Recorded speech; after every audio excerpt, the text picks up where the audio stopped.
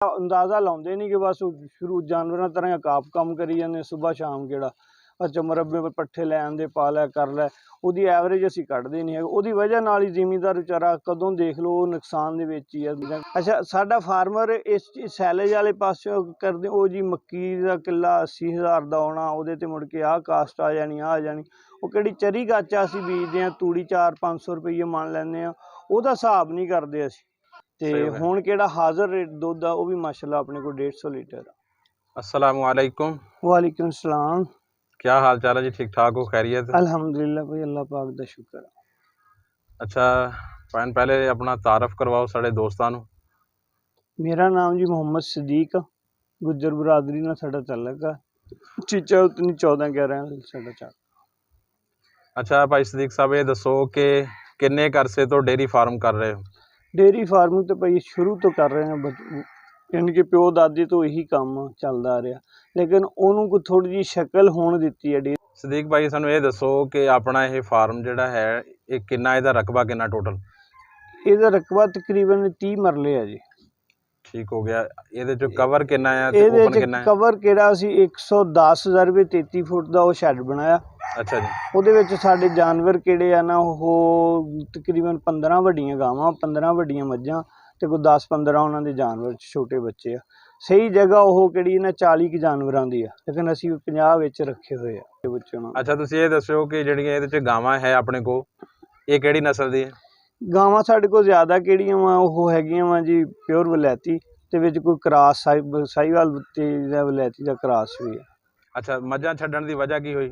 ਮੱਝਾਂ ਛੱਡਣ ਦੀ ਵਜ੍ਹਾ ਹੋਈ ਇੱਕ ਤਾਂ ਇਹ ਬਣੀ ਕਿ ਮੱਝ ਦਾ ਕਿਹੜੀ ਹੈ ਨਾ ਪ੍ਰੋਡਕਸ਼ਨ ਬਹੁਤ ਘੱਟ ਸੀਗੀ ਜਿਹੜੇ ਖਰਚੇ ਸੀਗੇ ਉਹ ਜ਼ਿਆਦਾ ਸੀਗੇ ਪ੍ਰੋਡਕਸ਼ਨ ਘੱਟ ਸੀ।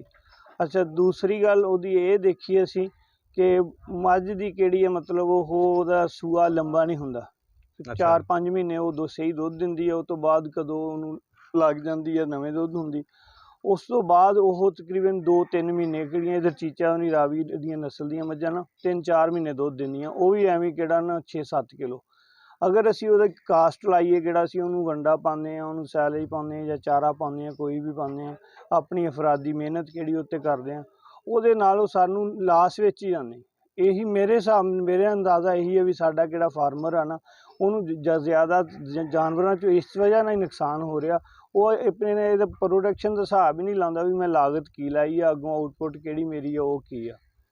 ਯਾਨੀ ਕਿ ਤੁਹਾਡੇ ਕਹਿਣ ਦੇ ਮੁਤਾਬਿਕ ਤੁਸੀਂ ਖੁਲਾਸਾ ਇਹ ਕੱਢਿਆ ਕਿ ਜ਼ਿਮੀਂਦਾਰ ਸਾਡੇ ਨੂੰ ਜੜਨਾ ਮੱਝਾਂ ਖਾ ਗਈਆਂ। ਮੱਝਾਂ ਮੈਂ ਇਹ ਕਹਿੰਦਾ ਵਾਂ ਵੀ ਕਿਹੜੀ ਅਸੀਂ ਕਹਿੰਦੇ ਹਾਂ ਵੀ ਮੱਝਾਂ 10 ਹੋ ਜਾਣ ਉਹਦੇ 'ਚ ਅਸੀਂ ਦੇਖਦੇ ਨਹੀਂ ਕਿ ਮੱਝਾਂ ਸਾਡੇ ਕੋਲ ਨਸਲੀ ਆ ਜਾਂ ਮੱਝਾਂ ਕਿਹੜੀਆਂ ਕਿੱਦਾਂ ਵੀ ਅਸੀਂ ਬਸ ਵਾਧਾ ਘਾਟਾ ਕਰਕੇ ਮੱਝਾਂ ਇਕੱਠੀਆਂ ਕਰ ਲੈਣੀਆਂ ਉਹਦੇ 'ਚ ਅਸੀਂ ਉਹਦੀ ਨਸਲ ਨਹੀਂ ਦੇਖਦੇ ਵੀ ਇਹਦੀ ਕੋਈ ਨਸਲ ਚੰਗੀ ਆ ਉਹਦੀ ਦੁੱਧ ਦੀ ਐਵਰੇਜ ਕੀ ਆ ਉਹ ਫਿਰ ਸਾਨੂੰ ਅਸੀਂ ਉਹਦੀ ਅੰਦਾਜ਼ਾ ਲਾਉਂਦੇ ਨਹੀਂ ਕਿ ਬਸ ਸ਼ੁਰੂ ਜਾਨਵਰਾਂ ਤਰ੍ਹਾਂ ਕਾਪ ਕੰਮ ਕਰੀ ਜਾਂਦੇ ਸੁਬਹ ਸ਼ਾਮ ਕਿਹੜਾ अच्छा मुरब्बे पर पट्ठे लै आंदे पा लै कर लै ਉਹਦੀ एवरेज असीं कढ़दे नहीं है ਉਹਦੀ वजह नाल ही ਜ਼ਿਮੀਂਦਾਰ विचारा कदों देख लो नुकसान दे विच ही है। मैं कहना भी ज़्यादा ਜ਼ਿਮੀਂਦਾਰ ਦੀ ਕਿਹੜੀ ਜ਼ਿਮੀਂਦਾਰ ਦੀ ਪਰੇਸ਼ਾਨੀ ਹੈ ਨਾ ਉਹਦੀ ਇਹੀ ਆ। ਅੱਛਾ ਜੀ ਸਦੀਕ ਭਾਈ ਤੁਸੀਂ ਸਾਨੂੰ ਇਹ ਦੱਸੋ ਕਿ ਤੁਸੀਂ ਚਾਰੇ ਦੇ ਵਿੱਚ ਕੀ ਇਸਤੇਮਾਲ ਕਰਦੇ ਹੋ? ਸੈਲੇਜ ਕਰਦੇ ਹੋ ਵੰਡਾ ਜਾਂ ਸਬਜ਼ ਚਾਰਾ? ਅੱਛਾ ਭਾਈ ਉਹਦੇ 'ਚ ਤੁਹਾਨੂੰ ਇਹ ਅਸੀਂ ਦੱਸਣਾ ਕਿ ਅਕਸਰ ਬੰਦਿਆਂ ਨੇ ਬਹੁਤ ਵੱਡੀ ਇਨਵੈਸਟਮੈਂਟ ਕਰਕੇ ਨਾ ਇਹਦੇ ਫਾਰਮਿੰਗ ਦੇ ਵਿੱਚ ਬਾਅਦ ਦੇ ਵਿੱਚ ਬੰਦਿਆਂ ਦੀ ਪ੍ਰੋਬਲਮ ਨੇ ਕੰਮ ਛੱਡਿਆ। ਅਸੀਂ ਇਹ ਬੰਦਿਆਂ ਦੀ ਪ੍ਰੋਬਲਮ ਕਿਸ ਤਰ੍ਹਾਂ? ਬੰਦਿਆਂ ਦੀ ਪ੍ਰੋਬਲਮ ਇਸ ਤਰ੍ਹਾਂ ਕਿ ਬੰਦੇ ਮੁਲਾਜ਼ਮ ਮਿਲਦੇ ਹੀ ਨਹੀਂ ਹੈਗੇ ਅਗਰ ਮਿਲਦੇ ਆ ਤਾਂ 2-3 ਲੱਖ ਰੁਪਈਆ ਐਡਵਾਂਸ ਲੈਂਦੇ ਆ ਦੂਜੇ ਤੀਜੇ ਮਹੀਨੇ ਭੱਜ ਜਾਂਦੇ ਆ ਫਿਰ ਫਾਰਮਰ ਵਿਚਾਰਾ ਇੱਕ ਮੁਲਾਜ਼ਮ ਭੱਜ ਗਿਆ ਦੂਸਰਾ ਉਹ ਆਪ ਉਹਦੇ ਮਗਰ ਭਰਿਆ ਪੰਚਾਇਤਾਂ ਕਰੇ। ਅਸੀਂ ਸਭ ਤੋਂ ਪਹਿਲੇ ਨਾ ਵੰਡਿਆਂ ਦੀ ਟੈਨਸ਼ਨ ਮੁਕਾਈ ਆ। ਅਲਹਮਦੁਲਿਲਾ ਸਾਡੇ ਕੋਲ 50 ਜਾਨਵਰ ਆ ਤੇ ਅਸੀਂ ਸਾਡੇ ਨਾਲ ਕੋਈ ਮੁਲਾਜ਼ਮ ਨਹੀਂ ਅਸੀਂ ਦੋਨੇ ਭਾਈ ਸਿਰਫ ਭਾਈ ਵੀ ਦੂਸਰੇ ਕਿਹੜੇ ਆਪਣੇ 2 ਭਾਈ ਮੇਰੇ ਇੱਕ ਹਾਫਿਜ਼ ਸਾਹਿਬ ਆ ਦੂਸਰੇ ਜੌਬ ਕਰਦੇ ਅਲੱਗਾ ਤੀਸਰਾ ਦੁਕਾਨ 'ਤੇ ਹੁੰਦਾ ਅਸੀਂ 2 ਬੰਦੇ ਇੱਥੇ ਹੁੰਦੇ। ਸਹੀ ਹੋ ਗਿਆ। ਤੇ ਅਸੀਂ ਇਹ ਬਿਲਕੁਲ ਰਿਲੈਕਸ ਹੋ ਕੇ ਕੰਮ ਕਰਦੇ ਸੁਬਾਹ 9 ਵਜੇ ਫਾਰਗ ਹੋ ਜਾਂਦੇ ਦੁਬਾਰਾ ਅਸੀਂ 3 ਵਜੇ ਆ ਕੇ ਚੁਆਈ ਕਰਨੇ। ਇਹਨੂੰ ਅਸੀਂ ਇੱਦਾਂ ਇਹਨੂੰ ਮੈਨੇਜ ਕਿੱਦਾਂ ਕੀਤਾ ਅਸੀਂ ਸਬਜ਼ ਚਾਰਾ ਬਿਲਕੁਲ ਖ਼ਤਮ ਕਰਤਾ ਸਾਡੇ ਹੁਣ ਸ਼ਹਿਰ ਦੇ ਵਿੱਚ ਟੋਕਾ ਨਜ਼ਰ ਨਹੀਂ ਆਊਗਾ ਉਤਰਨੇ ਵਾਲਾ ਸਹੀ ਹੈ ਅਸੀਂ ਟੋਕਾ ਹੀ ਖਤਮ ਕਰਤਾ। ਅੱਛਾ ਉਹਦਾ ਹੱਲ ਅਸੀਂ ਕੀ ਕੀਤਾ ਅਸੀਂ ਸੈਲੇਜ ਬਣਾਉਂਦੇ ਹਾਂ। ਠੀਕ ਹੋ ਗਿਆ। ਸੈਲੇਜ ਬਣਾ ਆਪਣਾ ਸਾਲ ਦਾ ਪੂਰਾ ਐਵਰੇਜ ਬਣਾ ਕੇ ਸੈਲੇਜ ਮੁਰੱਬੇ ਰੱਖ ਲਈਦਾ ਸੁਬਾਹ 10-12 ਕਿਹੜੀਆਂ ਪੜਨਾ ਉਹ ਲਿਆ ਕੇ ਖੁਰਲੀਆਂ ਦੇ ਵਿੱਚ ਸ਼ੈੱਡ ਦੇ ਵਿੱਚ ਸਿੱਟ ਦੇ ਦੀਆਂ ਪਾਣੀ ਦੀਆਂ ਹੋਦੀਆਂ ਭਰ ਦੇ ਦੀਆਂ ਅਸੀਂ 3 ਵਜੇ ਤੱਕ ਮੁੜ ਕੇ ਫਾਰਗ। ठीक हो गया। ਉਹ ਸਾਨੂੰ ਬੰਦੇ ਦੀ ਜ਼ਰੂਰਤ ਹੀ ਨਹੀਂ ਹੈਗੀ। ਅੱਛਾ, ਸਾਡਾ ਫਾਰਮਰ ਇਸ ਸੈਲੇਜ ਵਾਲੇ ਪਾਸਿਓਂ ਕਰਦੇ, ਉਹ ਜੀ ਮੱਕੀ ਦਾ ਕਿੱਲਾ 80,000 ਦਾ ਆਉਣਾ, ਉਹਦੇ 'ਤੇ ਮੁੜ ਕੇ ਆਹ ਕਾਸਟ ਆ ਜਾਣੀ, ਆਹ ਆ ਜਾਣੀ। ਉਹ ਕਿਹੜੀ ਚਰੀ ਗਾਚਾ ਅਸੀਂ ਬੀਜਦੇ ਹਾਂ, ਤੂੜੀ 400-500 ਰੁਪਈਏ ਮੰਨ ਲੈਂਦੇ ਹਾਂ, ਉਹਦਾ ਹਿਸਾਬ ਨਹੀਂ ਕਰਦੇ ਅਸੀਂ। ਤੇ ਇਸ ਵਾਸਤੇ ਅਗਰ ਇਹਦੀ ਕਾਸਟ ਕੀਤੀ ਜਾਵੇ ਨਾ, ਇਹਦਾ ਮਤਲਬ 80,000 ਚੰਗੀ ਮੱਕੀ ਕਿਹੜੀ ਆ, ਉਹ 80,000 ਦਾ ਕਿੱਲਾ ਆ ਜਾਂਦਾ। ਤਕਰੀਬਨ 25 ਤੋਂ 30,000 ਰੁਪਈਆ ਉੱਤੇ ਖਰਚਾ ਆਉਂਦਾ ਵਾ, ਕਿਹੜਾ ਕਿਹਦੇ 'ਚ ਤੁਸੀਂ ਉਹਦਾ ਹਾਰਵੈਸਟਰ ਦਾ ਖਰਚਾ ਰੱਖ ਲਓ, ਉਹਨੂੰ ਸੈਲੇਜ ਬਣਾ ਕੇ ਮੁੜ ਕੇ ਕਦੋਂ ਉਹਦੀ ਪੈਕ ਕਰਨਾ ਵਾ, ਉਹ ਖਰਚਾ ਕਰਕੇ ਇਹ ਤਕਰੀਬਨ 1,10,000 ਬਣਦਾ। ਘੱਟ ਤੋਂ ਘੱਟ ਮੱਕੀ ਕਿਹੜੀ ਆ, 500 ਮਣ ਕਿਹੜੀ ਆ ਨਾ, ਉਹ ਕਿੱਲੇ 'ਚੋਂ ਨਿਕਲਦੀ। ਅਸੀਂ ਹੁਣ ਕਿਹੜੀ ਮੱਕੀ ਲਈ ਸੀ ਚੌਰੀ ਤਾਹਰ ਗੁੱਜਰ ਉਹਨਾਂ ਕੋਲੋਂ, ਉਹ 600 ਮਣ ਨਿਕਲੀ ਸੀ ਕਿੱਲੇ ਦੀ। ਅੱਛਾ, ਉਹ ਲਈਏ ਤੇ ਸਾਰਾ ਸਾਨੂੰ 200-250 ਰੁਪਈਏ ਮਣ ਕਿਹੜਾ ਵਾ ਨਾ ਇਹ ਸੈਲੇਜ ਪੈਂਦਾ। ਚਲੋ ਤੁਸੀਂ ਜ਼ਿਆਦਾ ਰੱਖ ਲਓ, ਕੋਈ ਹੋਰ ਕਾਸਟ ਨਾਲ ਕਿਹੜਾ ਬੰਦੇ ਨੇ ਮਤਲਬ ਕੰਮ ਨਹੀਂ ਨਵਾਂ ਕਰਨਾ, ਉਹਨੂੰ 300 ਰੁਪਈਏ ਪੈ ਜੂ। ਤੇ ਤੂੜੀ ਕਿਹੜੀ ਅਸੀਂ 400-500 ਰੁਪਈਏ ਲੈ ਕੇ ਪਾਉਂਦੇ ਹਾਂ, ਜਿਹਦਾ ਕੋਈ ਫਾਇਦਾ ਵੀ ਹੈ ਨਹੀਂ।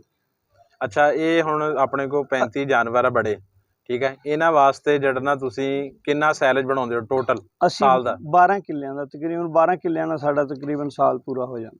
ਠੀਕ ਹੋ ਗਿਆ। ਤੇ ਇਹ ਇੱਕ ਦਿਨ 'ਚ ਤੁਸੀਂ ਇਹਨਾਂ ਨੂੰ ਕਿੰਨਾ ਸੈਲੇਜ ਪਾ ਦਿੰਦੇ 35 ਜਾਨਵਰਾਂ ਨੂੰ? 35 ਜਾਨਵਰਾਂ ਨੂੰ ਸਾਡੀਆਂ ਤਕਰੀਬਨ 12 ਇੱਕ ਪੰਡ ਕਿਹੜੀ ਆ, ਉਹ ਤਕਰੀਬਨ 2 ਮਣ ਦੀ 24-25 ਮਣ ਸੈਲੇਜ ਕਿਹੜਾ ਵਾ ਸਾਡਾ ਲੱਗਦਾ ਵਾ। ਠੀਕ ਹੋ ਗਿਆ। ਸੈਲੇਜ ਤੁਸੀਂ ਕਿਤੇ ਬਾਹਰ ਹੀ ਕਿਤੇ ਬਣਾਇਆ? ਆਪਣੇ ਮੁਰੱਬੇ ਬਣਾ ਕੇ, ਕਿਦਾਂ ਤੂੜੀ ਦੀ ਧਾਰ ਨਹੀਂ ਆਪਾਂ ਮੁਰੱਬੇ ਬਣਾਉਂਦੇ, ਇਸ ਤਰ੍ਹਾਂ ਬਣਾ ਕੇ ਰੱਖਿਆ। ਅਲਹਮਦੁਲਿਲਾ ਉਹ 2-2 ਸਾਲ ਵੀ ਪਿਆ ਰਵੇ ਤੇ ਕੋਈ ਨੁਕਸਾਨ ਨਹੀਂ ਹੁੰਦਾ ਉਹਦਾ। ਸਿਰਫ ਉਹਨੂੰ ਹਵਾ, ਪਾਣੀ ਤੇ ਮਿੱਟੀ, ਇਹਨਾਂ ਤਿੰਨਾਂ ਚੀਜ਼ਾਂ ਤੋਂ ਬਚਾ ਕੇ ਰੱਖੋ। ਕਿੰਨਾ ਪੁਰਾਣਾ ਹੋਊਗਾ ਉਹਨਾਂ ਜ਼ਿਆਦਾ ਉਹਦਾ ਉਹ ਕਿਹੜਾ ਨਾ ਉਹ ਜ਼ਿਆਦਾ ਬਣ ਜਾਂਦਾ। ਅੱਛਾ ਸਦੀਕ ਭਾਈ, ਸਾਨੂੰ ਤੁਸੀਂ ਇਹ ਦੱਸੋ ਕਿ ਆਪਣਾ ਇੱਥੇ ਜਿਹੜਾ ਨਾ ਮਾਸ਼ਾਅੱਲਾ ਸੁਬਾਹ ਦਾ ਤੇ ਸ਼ਾਮ ਦਾ ਟੋਟਲ ਜਿਹੜਾ ਨਾ ਦੁੱਧ ਕਿੰਨਾ ਹੋ ਜਾਂਦਾ ਇਸ ਟਾਈਮ ਆਪਣੇ ਇਸ ਡੇਅਰੀ ਤੇ? ਮਾਸ਼ਾਅੱਲਾ ਆਪਣਾ 300 ਲੀਟਰ ਹੁੰਦਾ ਸੀ, ਲੇਕਿਨ ਹੁਣ ਸੌਣ ਭਾਦੋਂ ਦਾ ਕਰਕੇ, ਗਰਮੀ ਦਾ ਕਰਕੇ ਚੁਆਈ ਵੀ ਅਸੀਂ 2 ਟਾਈਮ ਸ਼ੁਰੂ ਕਰਤੀ। ਪਹਿਲੇ ਚੁਆਈ ਆਪਣੀ 3 ਟਾਈਮ ਹੁੰਦੀ ਸੀਗੀ। ਕੁਛ ਜਾਨਵਰ ਕਿਹੜੇ ਵੈਸੇ ਹੁਣ ਬਾਖੜੀਆਂ ਹੋਈਆਂ ਤਾਂ ਗਰਮੀ ਅਲਹਮਦੁਲਿਲਾ। ਫਿਰ ਗਾਵਾਂ ਦਾ ਇਹ ਆ ਵੀ ਹੁਣ ਭਾਵੇਂ ਇਹਨਾਂ ਨੂੰ ਕਿ ਸਾਲ ਹੋ ਗਿਆ ਸੂਈਆਂ ਨੂੰ ਜਾਂ 6 ਮਹੀਨੇ ਹੋ ਗਏ, ਹੁਣ ਮੌਸਮ ਠੀਕ ਹੁੰਦਾ ਨਾ, ਸਰਦੀ ਥੋੜ੍ਹੀ ਆਉਂਦੀ ਆ, ਗਰਮੀ ਘਟਦੀ ਆ, ਇਹਨਾਂ ਦੀ ਮਾਸ਼ਾਅੱਲਾ ਦੁੱਧ ਦੀ ਐਵਰੇਜ ਵੱਧ ਜਾਣੀ ਆ। ਤੇ ਹੁਣ ਕਿਹੜਾ ਹਾਜ਼ਰ ਰੇਟ ਦੁੱਧ ਆ, ਉਹ ਵੀ ਮਾਸ਼ਾਅੱਲਾ ਆਪਣੇ ਕੋਲ 150 ਲੀਟਰ। ਠੀਕ ਸਦੀਕ ਭਾਈ, ਸਾਨੂੰ ਤੁਸੀਂ ਇਹ ਦੱਸੋ ਕਿ ਨਵਾਂ ਕੋਈ ਬੰਦਾ ਸ਼ੁਰੂ ਕਰਨਾ ਚਾਹੁੰਦਾ ਡੇਅਰੀ ਫਾਰਮ, ਤਾਂ ਉਹਨੂੰ ਕਿੰਨੀਆਂ ਗਾਵਾਂ ਤੋਂ ਔਰ ਸ਼ੁਰੂ ਕਰਨਾ ਚਾਹੀਦਾ, ਕਿੰਨਾ ਕੁ ਪੈਸਾ ਇਨਵੈਸਟ ਕਰਨਾ ਚਾਹੀਦਾ ਸ਼ੁਰੂ ਦੇ ਵਿੱਚ, ਔਰ ਉਹਨਾਂ ਕੋਲੇ ਜਿਹੜਾ ਉਸ ਜਾਨਵਰਾਂ ਵਾਸਤੇ ਕਿੰਨੀ ਕੁ ਜਗ੍ਹਾ ਹੋਣੀ ਚਾਹੀਦੀ ਹੈ, ਤਾਂ ਕਿ ਸਾਡੇ ਜਿਹੜੇ ਨਵੇਂ ਦੋਸਤ ਆ YouTube ਤੇ ਵੀਡੀਓ ਦੇਖਦੇ ਆ ਉਹਨਾਂ ਵਾਸਤੇ ਥੋੜ੍ਹੀ ਜਿਹੀ ਆਸਾਨੀ ਹੋ ਜਾਏ? ਅਗਰ ਤਾਂ ਮਾਲੀ ਹਾਲਾਤ ਇਜਾਜ਼ਤ ਦਿੰਦੇ ਆ, ਘੱਟ ਤੋਂ ਘੱਟ 10 ਜਾਨਵਰਾਂ ਨਾਲ ਸ਼ੁਰੂ ਕਰਨਾ ਚਾਹੀਦਾ ਅਗਰ ਉਹਨੇ ਕਾਰੋਬਾਰ ਕਰਨਾ। ਸਹੀ ਹੈ। ਤੇ 10 ਜਾਨਵਰਾਂ ਵਾਸਤੇ ਨਾ ਘੱਟ ਤੋਂ ਘੱਟ ਵੀ ਉਹਨੂੰ ਕਿਹੜੀ ਜਗ੍ਹਾ ਵਾ, ਉਹ ਕੋਈ 15 ਕੁ ਮਰਲੇ ਜਗ੍ਹਾ ਚਾਹੀਦੀ ਆ। ਉਹਦੇ ਵਿੱਚ ਉਹ ਬੜਾ ਸੋਹਣਾ ਉਹਨਾਂ ਦਾ ਮੈਨੇਜ ਸੈਲਰੀ ਵਿੱਚ ਰੱਖ ਲੂਗਾ, ਆਪਣਾ ਦੂਸਰਾ ਵੀ ਕਰ ਲੂਗਾ। 15 ਮਰਲੇ ਜਗ੍ਹਾ ਦੇ ਵਿੱਚ ਸ਼ੈੱਡ ਕਿੰਨਾ ਕੁ ਹੋਣਾ ਚਾਹੀਦਾ? ਉਹਦੇ 'ਚ ਸ਼ੈੱਡ ਉਹਦੇ 'ਚ ਤਕਰੀਬਨ ਉਹ ਕਿਹੜਾ ਵਾ, ਉਹ 50 ਫੁੱਟ ਉਹਦੀ ਲੰਬਾਈ ਕਰ ਲਵੇ। ਸਹੀ ਹੈ। ਉਹ ਇੱਕ ਸਾਈਡ ਤੋਂ ਕਰਕੇ 20 ਫੁੱਟ ਕਿਹੜੀ ਆ ਉਹਦੀ ਚੜਾਈ ਕਰਕੇ, ਤੇ ਉਹਦੇ 'ਚ ਬਹੁਤ ਸੋਹਣਾ ਉਹਦਾ ਸੈਟਅਪ ਬਣ ਸਕਦਾ। ਠੀਕ ਹੋ ਗਿਆ। ਅੱਛਾ, ਅਗਰ ਹੁਣ ਮਾਲੀ 10 ਗਾਵਾਂ ਲੈਣ ਵਾਸਤੇ ਵੀ ਘੱਟ ਤੋਂ ਘੱਟ 30 ਲੱਖ ਰੁਪਈਆ ਚਾਹੀਦਾ। ਕਿਹੜੀ ਐਵਰੇਜ ਗਾਂ ਵਾ ਨਾ, ਉਹ 3 ਲੱਖ ਤੋਂ ਘੱਟ ਨਹੀਂ ਆਉਂਦੀ। ਜੀ ਇਸੇ ਤਰ੍ਹਾਂ 20 ਕਿਲੋ ਤੋਂ ਘੱਟ ਕਿਹੜੇ ਜਾਨਵਰ ਬੰਦੇ ਨੇ ਨਵਾਂ ਕੰਮ ਸ਼ੁਰੂ ਕਰਨਾ ਨਾ, ਉਹਨੂੰ 20 ਕਿਲੋ ਤੋਂ ਘੱਟ ਗਾਂ ਨਹੀਂ ਲੈਣੀ ਚਾਹੀਦੀ।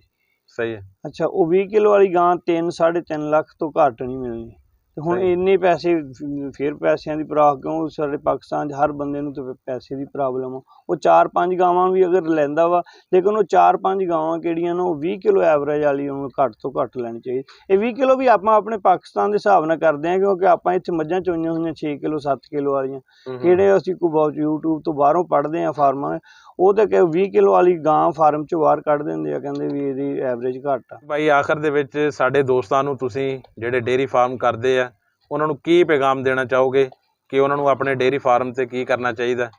ਸਭ ਤੋਂ ਪਹਿਲੇ ਤਾਂ ਮੇਰਾ ਪੈਗਾਮ ਉਹਨਾਂ ਭਾਈਆਂ ਵਾਸਤੇ ਆ ਵੀ ਆਪ ਟਾਈਮ ਦਿਓ, ਮੁਲਾਜ਼ਮਾਂ ਤੇ ਮੈਨੇਜਰ ਤੇ ਇਹ ਚੀਜ਼ਾਂ ਨਾ ਛੱਡੋ।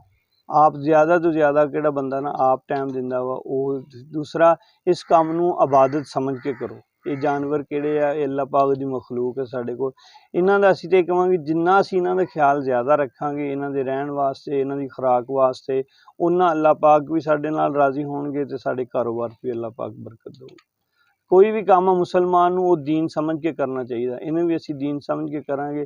ਇਹਦੇ ਵਿੱਚੋਂ ਅਸੀਂ ਆਪਣਾ ਉਸ਼ਰ ਕੱਢਾਂਗੇ, ਜਾਨਵਰ ਦੀ ਕਿਹੜੀ ਜ਼ਕਾਤ ਉਲਮਾ ਕਰਾਮ ਤੋਂ ਪੁੱਛ ਕੇ ਉਹ ਕੱਢਾਂਗੇ, ਤੇ ਉਹ ਅਲਹਮਦੁਲਿਲਾ ਇਹ ਵੀ ਸਾਡਾ ਦੀਨ ਬਣ ਜਾਊ। ਜੀ ਬਿਲਕੁਲ ਦਰੁਸਤ ਫਰਮਾਇਆ ਤੁਸੀਂ। ਭਾਈ ਸਦੀਕ ਸਾਹਿਬ ਬਹੁਤ ਬਹੁਤ ਸ਼ੁਕਰੀਆ, ਤੁਸੀਂ ਆਪਣਾ ਸਾਨੂੰ ਕੀਮਤੀ ਵਕਤ ਦਿੱਤਾ। ਅੱਲਾਹ ਤਾਲਾ ਤੁਹਾਨੂੰ ਜਜ਼ਾਏ ਖੈਰ ਅਤਾ ਫਰਮਾਏ। ਅਸਲਾਮੁ ਅਲੈਕੁਮ। ਵਾਲੇकुम अस्सलाम।